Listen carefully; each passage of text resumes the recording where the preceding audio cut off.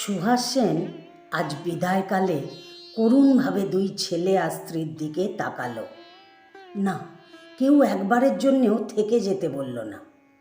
ছেলে ড্রাইভারকে ডেকে বলল, বাবাকে বাড়িতে দিয়ে ফিরে আসিস তাড়াতাড়ি, অনেক কাজ আছে। স্ত্রী লাবণ্য একবার ম্লান মুখে বলল, সাবধানে যেও, নিজের খেয়াল রেখো। সুহাসবাবু ভাবছেন, লাবণ্য কি চায় না যে আমি শেষ দিনগুলো আমার স্ত্রী সন্তানদের সাথে থাকি?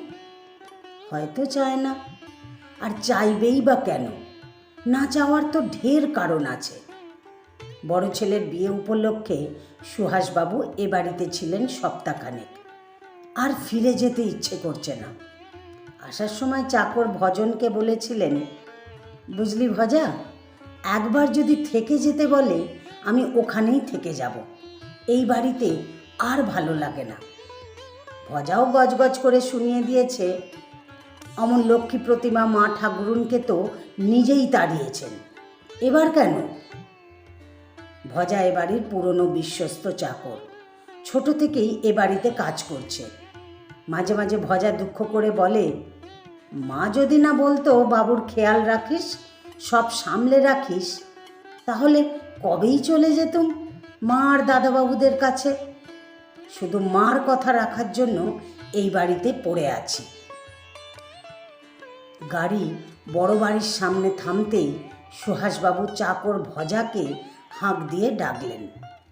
ভজা ছুটে আসতেই সুহাসবাবু হাতে এক গাদা টিফিন বক্স দিয়ে বললেন, নে, তোর মা তোর জন্য পাঠিয়েছে।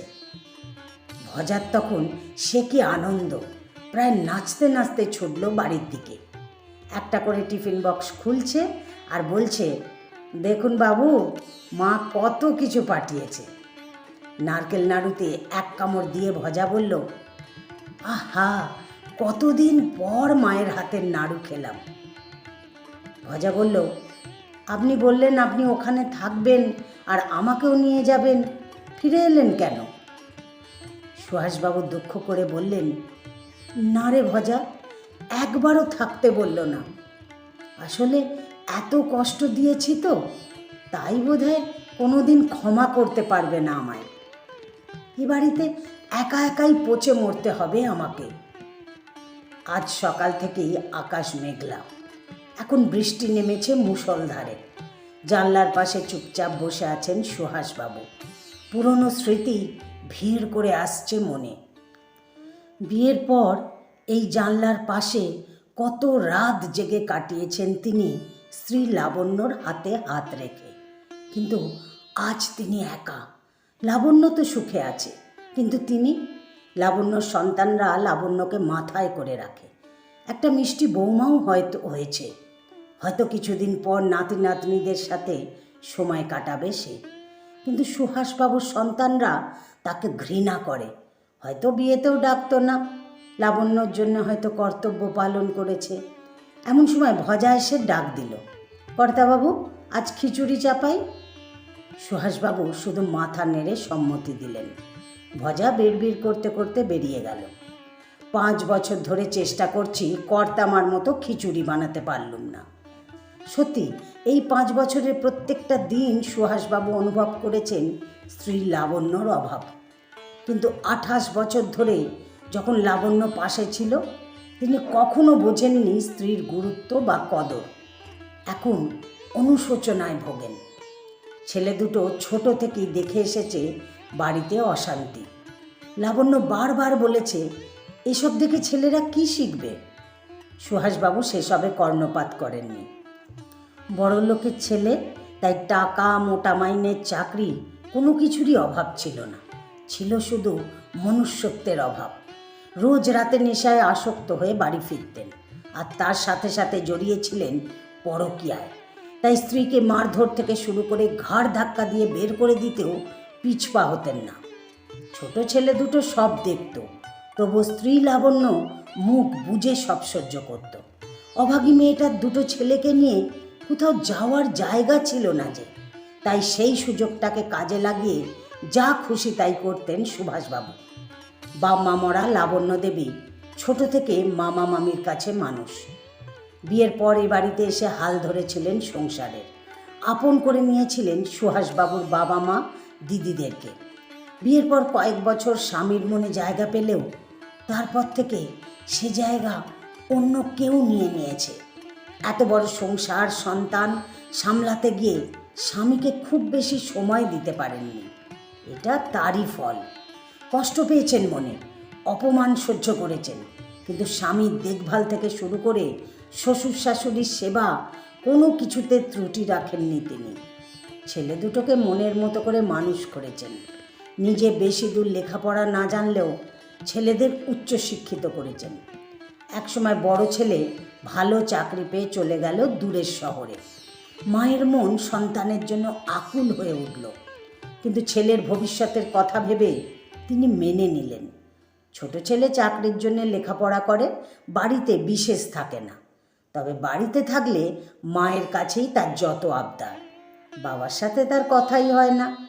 আসলে ছোট থেকে মায়ের কষ্ট দেখতে দেখতে তার মনে বাবা মানুষটার জন্য একটুও ভালোবাসা জন্মায়নি। তবে চাকর ভজা দুই ভাইয়ের খুব প্রিয়। একসাথে ফুটবল খেলা থেকে শুরু করে মেলায় যাওয়া সব চলত। ভজা দুই ভাইকে শেখাতো ঘুড়ি বানানো, চামগুলতি মারা, আর দুই ভাই ভজাকে শেখাতো লেখাপড়া। কাঁধে হাত দিয়ে ঘুরতো, কখনো চাকর মনে করতো না ভজাকে। কিন্তু সেবার যখন বড় ছেলে বাড়ি ফিরল, আবারও শুরু হলো অশান্তি। লাবণ্য দেবী বারবার বলেছিলেন, ছেলেটা এতদিন পর বাড়ি ফিরছে, এ কদিন ঝামেলা করো না। কিন্তু সুহাসবাবু সেসব কথার পাত্তা দেননি।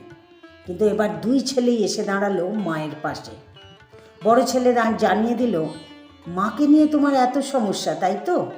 ঠিক আছে, আমি মা আর ভাইকে নিয়ে কাল সকালেই চলে যাব এ বাড়ি ছেড়ে। তোমার টাকা সম্পত্তির কিচ্ছু দরকার নেই আমাদের। সুহাসবাবু তাচ্ছিল্য করে বললেন, একটা চাকরি পেয়ে ভাবছিস বড়লাট হয়ে গেছিস। যা যা, দুদিন পর তোদের আর তোদের মাকে এসে আমার পায়ে পড়তে হবে। কিন্তু সেদিন সুহাসবাবু ভুল ছিলেন।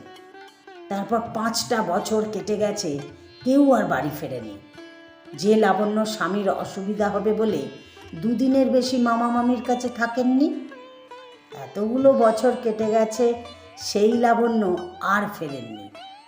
সুহাসবাবু শুনেছেন ছোট ছেলেটাও ভালো চাকরি পেয়ে গেছে। বড় ছেলের বিয়েতে গিয়ে দেখেছেন তার দেওয়া সব গয়না ফেলে রেখে গেলেও ছেলেরা তাকে গয়নায় মুড়ে রেখেছে। তারা বোধহয় তাদের মাকে সবচেয়ে বেশি ভালোবাসে। সত্যি লাবণ্য ছেলেদের মানুষ করতে পেরেছে বটে।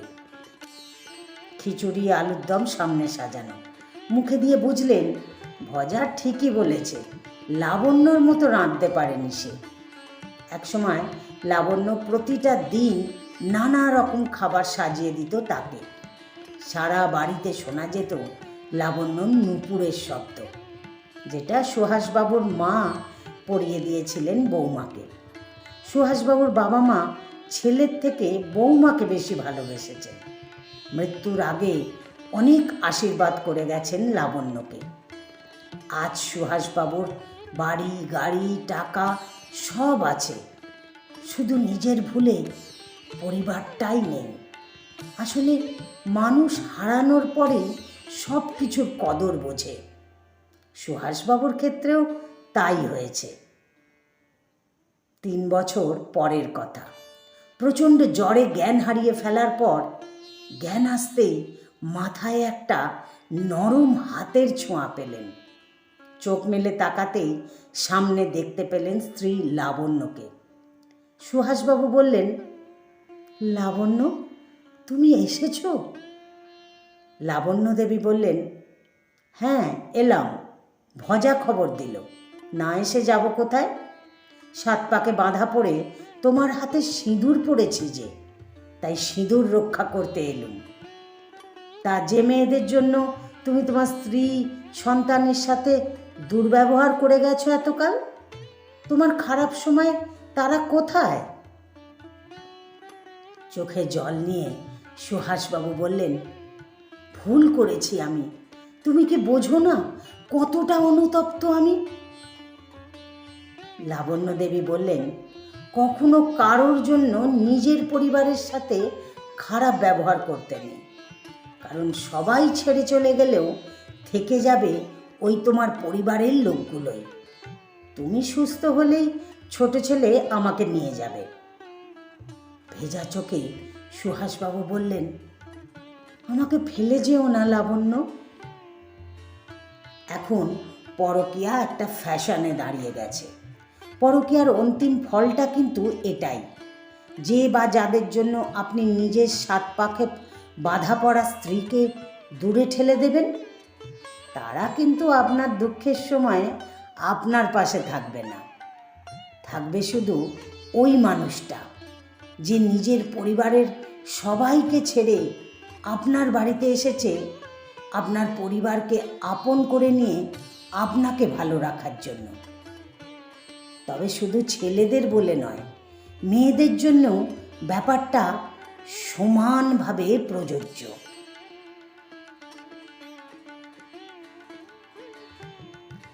রচনা শ্রাবন্তী মিস্ত্রি।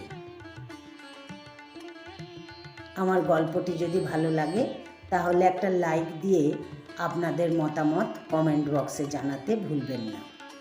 আর এরকম নতুন নতুন গল্প শুনতে আমার চ্যানেলটিকে সাবস্ক্রাইব করে আমার পাশে থাকবেন। ধন্যবাদ।